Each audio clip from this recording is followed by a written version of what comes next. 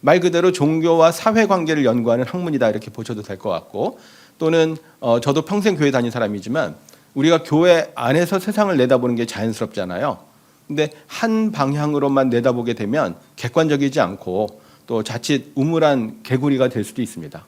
그래서 저는 기독 신앙인이지만 또 외부의 관점에서, 사회 관점에서 교회를 좀 객관적으로 들여다보려고 하고 그런 연구들을 많이 하고 있습니다. 그러던 중에 이제 그 목사님 소개해 주신 대로 목회 데이터 연구소라고 들어보셨는지 모르겠는데, 목사님들은 굉장히 잘 아시는 그 교단 내에 있는 교계 연구소입니다.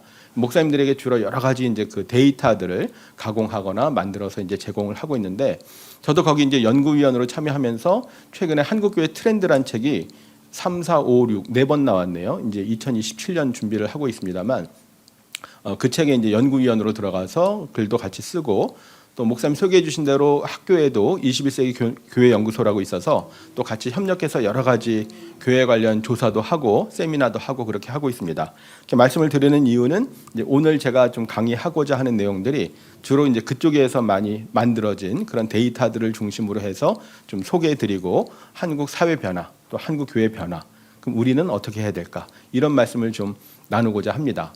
그래서 아마 잘 모르겠지만 교회에서는 이렇게 자주 들을 수 있는 그런 류의 내용이 아니고, 주로 이제 목사님 신학자분들 오시면 신학적이고 신앙적인 이제 이런 내용들을 많이 하시는데, 저는 그것보다는 좀 한국 교회 상황에 대해서 좀 객관적으로 말씀을 드려보려고 합니다.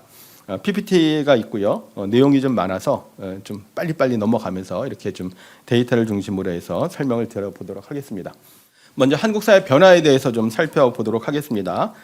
사회 변화는 뭐 여러 가지 요인들이 많이 있지만 그중에 가장 기본적인 변화는 인구 구조, 인구 구성에 대한 내용입니다. 그래서 여러분 잘 아시는 것처럼 우리 사회가 최근에 급속하게 고령화되고 있다, 노령화되고 있다는 것은 아마 잘 들어보셨을 것 같아요. 초고령 사회 진입했다고 이렇게 표현이 되어 있는데요. 그 고령화 관련해서 쓰는 표현이 고령화 사회, 고령 사회, 초고령 사회 이렇게 나뉩니다. 고령화 사회는 말 그대로 이제 고령 사회가 되어 간다는 뜻이고요. 전체 인구에서 65세 이상 고령 인구가 7%면 고령화 사회, 그 다음에 14%가 되면 고령 사회, 20%가 넘어가면 초고령 사회라고 합니다.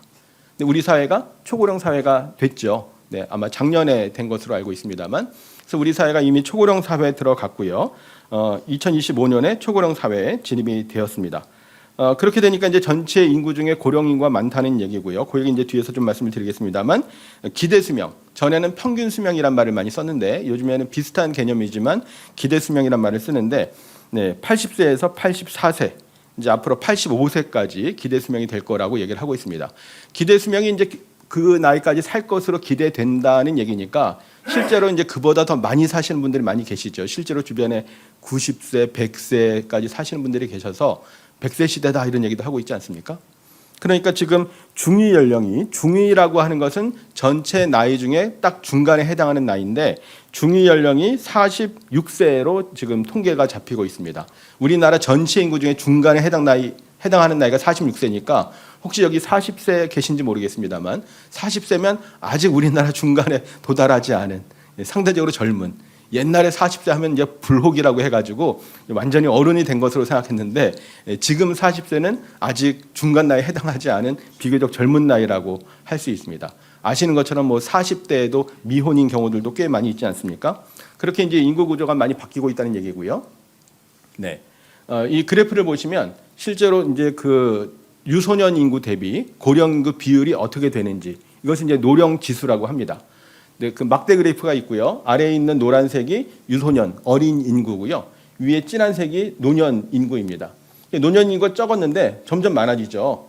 지금 2020년 기준으로 보면 지금 노년 인구가 더 많아진 것을 볼 수가 있습니다. 그래서 그 비율을 보여주는 이 가운데 선 그래프가 점점점 올라가가지고 2016년에 100이 됐죠. 유소년 어린 인구하고 노년 인구가 같았는데 그 다음에 점점점 더 고령 인구가 많아져서 지금은 130이 넘는, 굉장히 우리 사회가 크게 고령 인구로 바뀌고 있다고 하는 것을 볼 수가 있습니다. 우리 사회 고령화의 특징은 뭘 얘기할 수 있을까요? 아마 많이 아시겠습니다만 초고령 사회로 진입하는 데 시간이 매우 짧다고 하는 것입니다. 프랑스라고 하는 나라가 154년에 걸쳐서 고령화에서 초고령 사회가 되었는데 100년이 훨씬 넘었는데요. 우리나라는 얼마나 걸렸을까요? 예상이 되십니까? 단 25년 만에 초고령 사회가 되었습니다. 일본도 우리보다 앞서서 이미 초고령 사회가 되었는데 일본도 36년, 굉장히 빠른 건데 우리는 일본도 앞질러서 26년 만에 초고령 사회가 됐습니다. 좋은 걸까요? 나쁜 걸까요? 우리 사회가 굉장히 속도전에서는 타의 추종을 불허하는 그런 사회, 모든 걸 다 빨리빨리 하는 사회인데요. 장점도 있지만 외국인들이 우리나라에서 살다 보면 굉장히 다이내믹하고 그다음에 업무 처리도 빠르고 공무원도 굉장히 빨리빨리 일 처리해주고 좋아서 자기 나라 돌아가면 선진국 유럽에서도 속 터져가지고 못한다고 한국 다시 돌아가고 싶다고 할 정도이기 때문에 좋은 점도 있지만, 그러나 사회가 이렇게 급변한다고 하는 것은 사실은 그 안에 삶을 영위하는 많은 사회 구성원들이 힘들어지죠. 적응하는 데도 힘들고 사회가 크게 변하니까. 그래서 우리가 외국의 여러 나라들, 특히 유럽의 여러 나라들 얘기할 때 50년, 100년이 지나도 크게 변하지 않는다는 얘기들 많이 하는데 우리나라는 굉장히 다른 것을 볼 수가 있습니다. 특히 이제 고령화가 이렇게 심각해지면서 사회적으로도 여러 가지 문제가 발생을 하게 되는 것인데요. 이런 특징들을 이제 사회학에서는 자연의 사회화라는 말로 표현을 합니다. 사회학은 아까 잠깐 말씀드렸습니다만 좀 쉬운 것도 어렵게 말하는 그런 버릇이 있다고 좀 안 좋은 얘기도 듣기도 합니다만, 자연의 사회화라는 말씀은 어려운 말이 아니고 자연 현상조차도 사회적인 요인에 영향을 받는다, 이런 얘기입니다. 다시 말하면 나이가 들면 늙는 것이고 늙으면 신체적으로 쇠약해지고 병도 들고 이런 것이 자연스러워지는 것인데, 오늘날에는 이제 의료 기술이 많이 발달하고 과학 기술이 발달하고 하다 보니까 나이가 들어도 여전히 정정하고 왕성하고 활동할 수 있고 이런 삶을 유지하는 사람들이 많이 있잖아요. 그래서 요즘에는 위로 차원에서 하는 말인지 모르겠습니다만 이전 우리 한 50년 전하고 비교해 보면 현재 자기 나이에 0.8을 곱해야 된다, 그런 얘기 들어보셨죠? 0.7을 곱해야 된다, 이런 얘기를 하기도 하고요. 그러니까 60이라고 해도 옛날에 환갑이면 사실 이제 기대 수명 다 했기 때문에 잔치를 하고 막 축하하고 장수했다는 거죠. 근데 60 넘으신 성도님 계실 것 같은데 환갑잔치 해준다고 하면 기분 좋으십니까? 나 노인네 취급하는 거야? 이제 살 만큼 살았다는 거야? 기분이 오히려 나쁘잖아요. 그래서 이제 0.8을 곱하면 사실 이제 68, 48, 아직 40대다. 이게 위로 차원에서 하는 얘기인지 모르겠지만 실제로 전통사회 수명을 생각하면 충분히 그럴만 하죠. 아마 지금은 제가 알기로 몽골 같은 나라는 평균 수명이 60이 안 되는 걸로 알고 있는데요. 그런 나라에 비하면 굉장히 장수를 하는 것이고, 말씀드린 대로 이제 기대 수명도 높아졌고, 또 나이가 들어도 60이라도 여전히 정정하고 활동을 할 수 있기 때문에 그냥 다 뒷방 노인네 취급하는 것은 적절하지 않은데, 현실 사회는 이제 그렇지 않다고 하는 것입니다. 과거에는 노인을 공경하는 것이 너무나 자연스럽고 우리가 유교 사상이 있어서 그런 것도 있습니다만 농경 사회였잖아요. 농경 사회에서 농사를 지으면 누가 농사를 짓죠? 가족이 다 같이 하는 거죠, 그죠? 가족 다 같이 농사를 지으면 추수해서 재산이 생기잖아요. 그 재산의 주인은 누구예요? 다 같이 고생했는데 가족 전체의 것이라기보다는 가장의 거가 되는 거죠. 가부장의 거가 되는 겁니다. 할아버지 거가 되는 거죠. 그러니까 그때 당시에 사회를 생각해 보면 할아버지에게 잘못 보이면 국물도 없는 그런 시대였다고 해도 틀리지 않을 거예요. 근데 오늘날 노인들은 어떻습니까? 전혀 그런 상황이 아니죠. 노인들은 경제활동 인구, 생산 인구에서도 빠져 있고요. 생산 주체가 아니라 오히려 돌봄의 대상, 부양가족이 되어 있잖아요. 그러니까 아무리 우리가 성경에서 노인을 공경하라고, 부모를 공경하라고 하고 유교 사상도 우리가 이어받고 있지만 아무리 그래도 그렇게 노인들을 예전처럼 공경하지 않는 그런 모습들을 봅니다. 그러면서 사실 이제 노인들도 혼란이 오는 것이고 정체성의 혼란을 경험하고 힘들어하는 경우들이 많이 있습니다. 혹시 이런 영화를 보셨는지 모르겠는데요. 안타깝게도 이제 이 주연으로 나왔던 배우분들이 다 이제 돌아가셨지만 벌써 나온 지가 한 10년 됐는지 좀 넘었는지 그런 것 같아요. 당시에 이 노인들의 삶에 대해서 잘 보여주는 영화로 저도 강의할 때마다 우리 사역자분들은 이 영화 꼭 보십시오. 기독교 영화는 아니지만 한국의 노인들의 삶을 아주 잘 보여주는 영화입니다라고 제가 강의 때도 많이 얘기했거든요.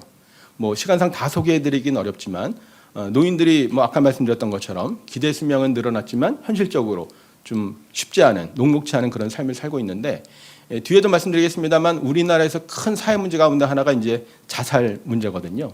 노인 자살률도 굉장히 높습니다. 그래서 이 영화에서도 실제로 이제 불치병에 걸려가지고 스스로 이제 그 생을 마감하기로 부부가 결심을 하게 되는데, 저도 이제 그 자살에 대해서 연구도 하고 논문도 쓰고 했습니다만, 자살을 기도하는 분들이 제일 신경 쓰는 것 중에 하나가 뭐냐 하면 다른 사람들에게 자살인 줄 모르게 하려고 합니다. 왜 그럴까요? 뭐 여러 가지 이유가 있지만 그 중에 하나는 남은 가족들이 자신이 자살로 사망했다는 것에 대해서 사회적으로 비난을 받을까 봐. 자식들이 어떻게 했길래 부모님이 돌아가시도록 몰랐냐? 남편이 몰랐냐? 뭐 이런 얘기들을 많이 듣잖아요. 그렇기 때문에 이제 그런 것들 모르게 하려고 자식들에게도 숨기고 가장 친한 친구에게만 자살을 할 건데, 시신을 수습해주고 자식들에게는 절대로 알리지 말라 부탁을 합니다. 실제로 영화상에서 자살을 해요.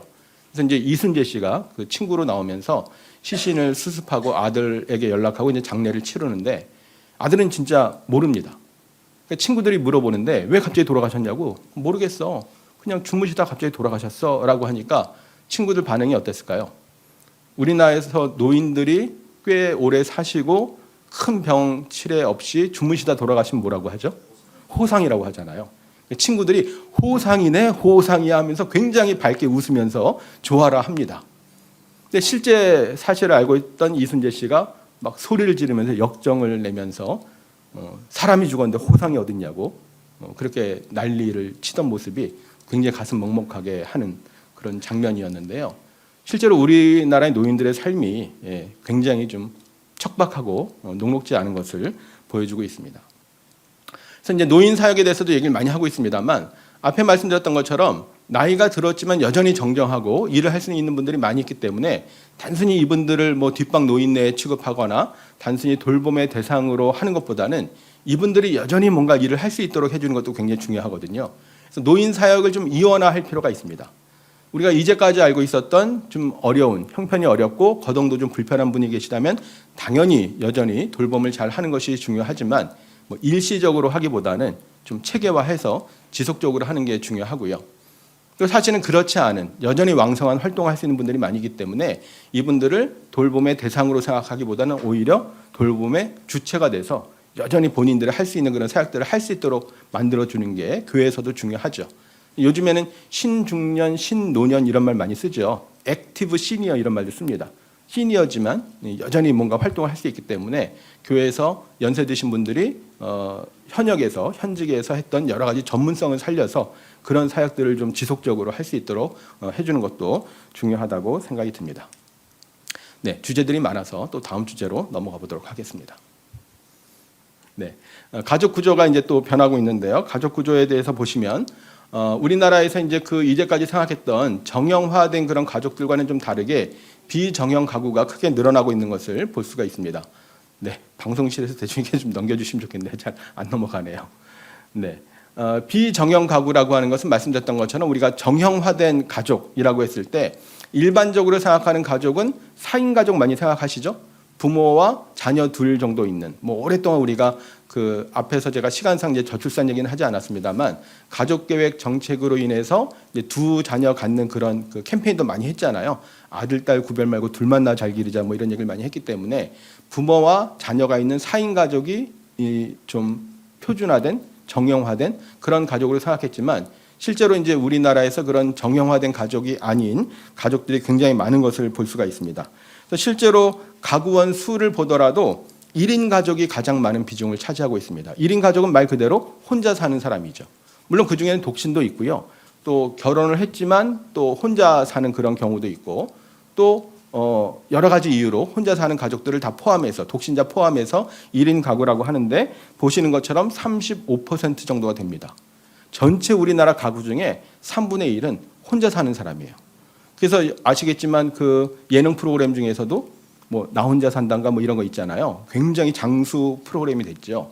처음 그 방송 시작했을 때 제가 칼럼을 쓴 게 있어가지고 그거에 대해서 이렇게 좀 쓴 내용이 있습니다만 이제 1인 가구가 늘어나면서 1인 가구의 삶의 모습을 좀 보여주고 정보도 공유하고 뭐 이런 것들로 이제 그 만든 프로그램이라고 파일럿처럼 실험적으로 시작했던 프로그램이었는데 최장수 프로그램처럼 굉장히 오래 하고 뭐 인기도 있는 이런 프로그램이 됐잖아요. 그만큼 이제 1인 가구가 굉장히 많아지고 있다고 하는 것이고요. 통계해 보시면 오히려 4인 가구는 굉장히 비중이